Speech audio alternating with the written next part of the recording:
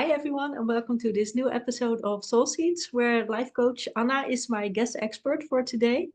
And in this episode, we are going to talk about the energy of language. So, yeah, I'm fascinated about that. So, what energy does language have for us? Well, that's a great question. And thank you so much for having me, Suzanne. It's always a treat to be here with you. Thank you. As you know, you were talking a little bit offline. Everything has energy. Mm-hmm. Everything has energy, and Yeah. especially interpretation, Mm. right? But in order for us to really understand the type of energy that language has and how it can impact us, I got Mm-hmm. to set a few ground rules, because the first thing that happens is your listeners, all of them have their own way of understanding words. They Mm-hmm. have their own interpretations of words. They have their own understanding of what that word and the context of that word is. And so Mm. before I go anywhere, I'm going to say this. For the context that I'm speaking in now, I'll ask anyone that's listening to come with me and play. Mm-hmm. Play with my context. Look at it from my visual, my point of view as the example, and then you can apply this to your life and your own context. I'm not here to make anybody wrong. Um, and then when we think of being context open, the second thing we've got to understand the power of language and Mm-hmm. the emotional weight that comes with it, is something called spherical understanding, which is something that I myself have coined. And it looks like this. Let's say this is the world, Mm-hmm. and I popped out over here. And I was surrounded by a certain environment. My parents were a certain way. They'd been brought in. Maybe they came from over here, whatever. But there's a certain environment, a governmental system, an educational system, a religious system, probably. There were all sorts of things that influenced me. And I grew out of that. And my understanding of the world grew and was influenced by that. And so I kind of branched out like this. Mm-hmm. Now, Suzanne, you popped out over here. Mm-hmm. And your understanding of the world was influenced by all of the things that were around you over here. And Right. thus you grew and bloomed. Now, I want us to think of, Maslow's hierarchy of needs. Mm-hmm. No. Okay. Basically, it says it's a triangle. And Mm-hmm. it says at the bottom are the basic things you need to Mm-hmm. survive. And then it goes up until at the very top you hit self-awareness and enlightenment, basically. And there's, Right. social needs and emotional needs and all of those things as you Mm-hmm. go through the hierarchy. So if we think of that in this context, I pop out over here with this understanding of life. So I might be very well advanced in very specific areas, even close to enlightenment in those areas.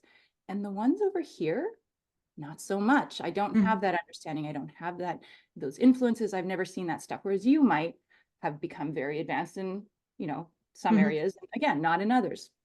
Why this matters is because when I'm talking to you and I have a very specific experience of life and use very specific words, they might really heavily offend you. And Mm-hmm. it's never been an issue with me because this is the way everybody is. And why are you so freaking sensitive? Right. Okay. So this is what I'm presencing at the beginning. Now, some things that I found kind of universally, and I use that term very lightly for whoever's Mm-hmm. listening. There are three really big categories of language Mm-hmm. that we use that can stop our progress before it's even started because it mentally adds weight to us. Mm-hmm. Okay. And it doesn't matter if I popped it over here, I popped it over here, whatever the word equivalent is for you, Mm-hmm. that's what we're talking about here. And the Right. first one I want to talk about is the word patience. Mm-hmm. Let's talk about the word patience. When you think about being patient, what energy does that have? A calm one, Okay, it's a a calm grounded one. one. Okay, it's a calm and grounded one. Now, when you're waiting for somebody and they're late and you're being patient for them, Mm. are you being patient because they've done something right or because they've done something wrong? Well, they've done something wrong. Okay. Yeah. When my husband is loading the dishwasher and I'm being patient with him, is it because he's doing something right or he's doing Mm. something wrong? Something right. He's doing something right if I'm being patient. Do I need to be patient with somebody who's doing something right? No. There we have it. Yeah. Okay. right? We're like, oh, it's a very calming energy. But if it's an energy that means somebody's doing something wrong, is it Right. truly calming? No, that doesn't really add up. No, it doesn't. Right. And that is the sneakiness of the word Mm. patience. It implies that I know the destination already and I'm Mm. waiting for somebody else to get there. Right. That means there's judgment. Yeah. That means there's this sense of I know and I'm waiting. So I'm a guru, a sense of authority. Mm. What energy does that send to the other person? Yeah, a negative one. And an Yeah. impatient one, actually. An impatient one. And we think we're being great because we're being so patient, but what it is it's held resentment is what patience Mm. is. Right. It says I am being a good and wholesome person, but there is this background judgment that I've already deemed what you're doing is wrong and I'm waiting Mm. for you to get it right. Almost That's like what. I'm better than you. Yeah, Right. and we don't think of it like I'm better than you, but that's, Right. I mean, the end result is I'm waiting for you to get somewhere. Yeah. Now, when we're patient with ourselves, what Mm. does that say to us? We're Mm. saying the same thing to us. Like, I'm patiently waiting to find a job. Right. Well, I'm judging myself because I don't have a job, is what that means. Mm. Right. Right. And that's so what's the language shift that shifts everything here? Compassion. Yeah. I wanted to say self-love. Yeah. Yes, but the Mm. word, the specific word is I'm compassionately waiting. I'm Right. compassionately, or I'm not even waiting. I'm compassionately aware of your journey. And what compassion is that it's me walking beside you while you get wherever you're going. And Right. I don't have a fixed idea of what that gets to look like. I had a luncheon this week with a person that I love and hold very dear, and she's incredibly busy. And she was quite late, which Mm. didn't bother me at all. I had my breakfast. It was fantastic. But I was in a space of compassion because I was like, oh my gosh, this woman is incredibly busy. And, Mhm. this is her experience. Compassion draws us into the person's experience, how they're feeling, how they're thinking, how they're understanding the world. It Mhm. creates this real synergy. And let's tie it into ourselves, when I'm compassionate about my Mhm. experience of looking for a job, I'm understanding of what's in my way. I'm understanding of if I've got hiccups or whatever it is. It's not a judgment. It's simply an Mhm. acknowledgement, right? Yeah, I It's was just going to say because the word judgment is so essential here. I think shouldn't judge ourselves or others. right. And I wouldn't even should on that. It's a much different energy when we do Mhm. it. It's a Right. much different energy. And when I run my workshops, I have an exercise I do with students on this compassion theory. Mhm. And it is amazing. We get tears, we get these big ahas where I've been judging myself for my own journey. I've been judging myself Mhm. for showing up. So I've been judging instead of in compassion. Right. And it is such a foundational part of our own growth. Okay, so that's the first one. How does that feel? Good.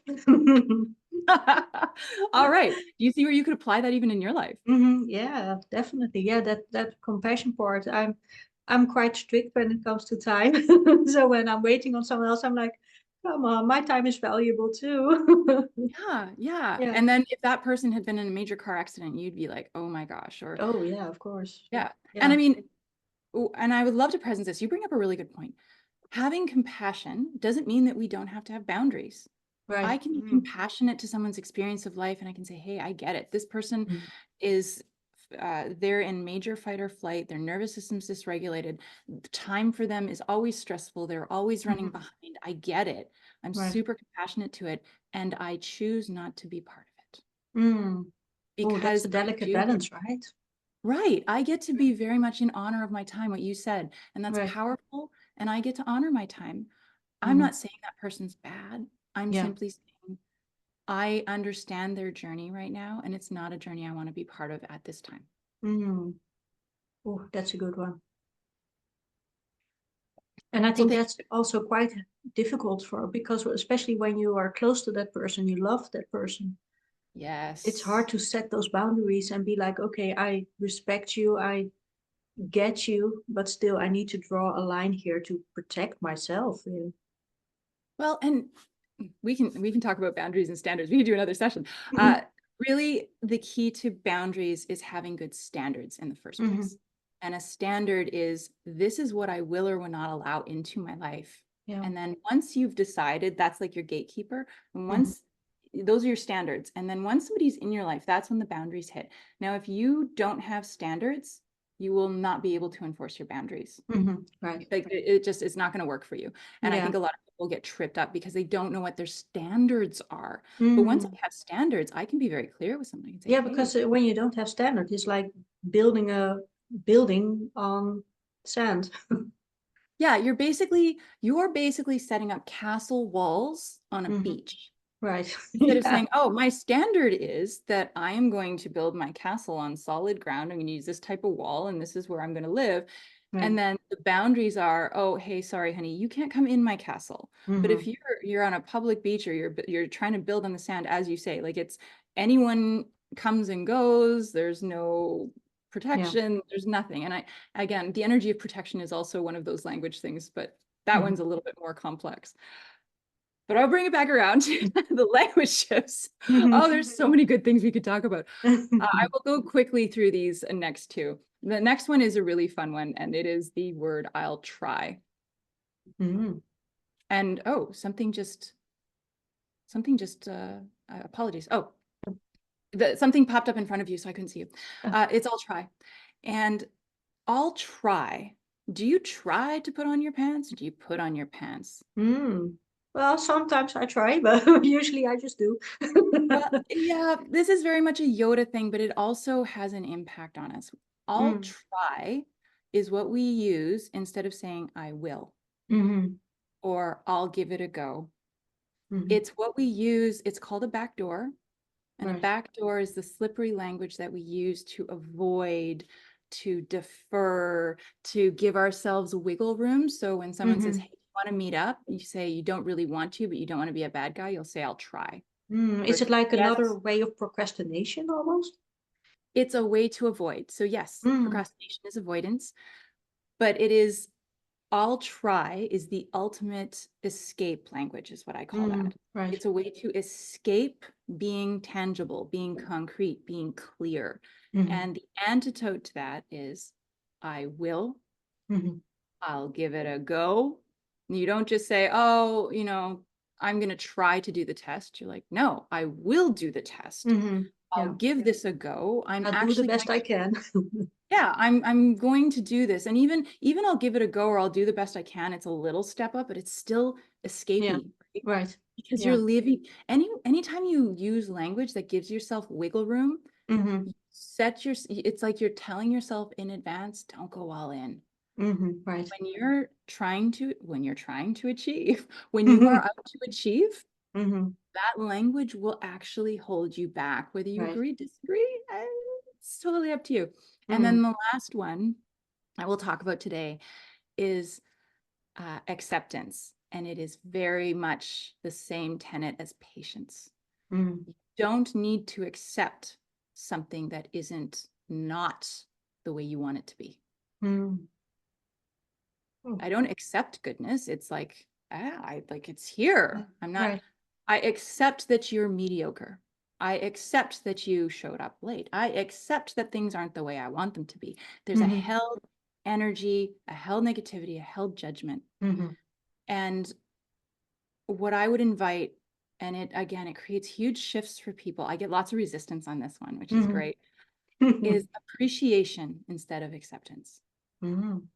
If you can appreciate, if you can have gratitude Right. for whatever it is, you even just the thought of it, you can feel the weight coming right off you. It Mm-hmm. releases the need for you to hold people accountable, Right. hold anybody, that That energy. sticky energy. Yeah, it can be really icky. And Mm-hmm. again, whatever language you use, whatever dictation you use, Mm-hmm. you'll have similar words. They're Right. they're around and this is especially in English, we add mm, different context. But Mm-hmm. I would encourage in the context of what we're talking about here, appreciation versus acceptance, compassion versus patience, I will instead of I'll try. Yeah. You take those on. Can you imagine what that could do to your life? Oh, quite a shift. Yeah. Yeah. And that's where I come back to the self-compassion. You create that compassion for yourself. Yes, you Mm. do. I love that, Suzanne. And I love that that's your message. Thank you. Thank you so much, Yes. Anna. Thank you. Thank you so much.